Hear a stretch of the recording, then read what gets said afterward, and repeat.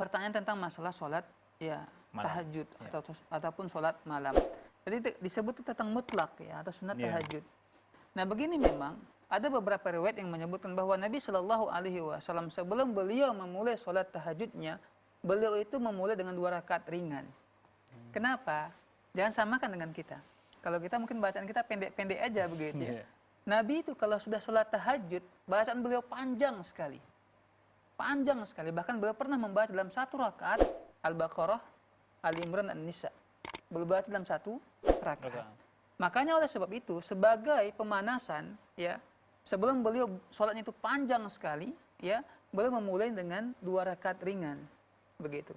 2 rakaat ringan, ya, mungkin hanya membaca Al-Fatihah ataupun ayat-ayat pendek, kemudian 2 rakaat.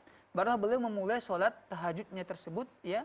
Ini pun 2 rakaat sudah termasuk tahajud, ya, 2 rakaat ini. Cuma beliau membacanya secara pendek, mengerjakan secara ringkas, ya.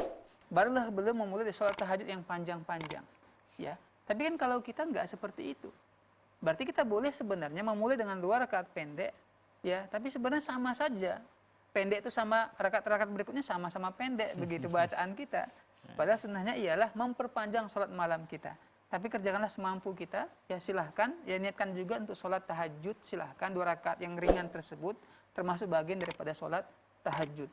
Ya, kemudian kita lanjutkan sholat-sholat berikutnya, ya tambah lagi 2 rakaat sampai yang pahamnya 11 atau 13 yang kita akhir dengan sholat witir kita. Wallahu ta'ala alam. Baik,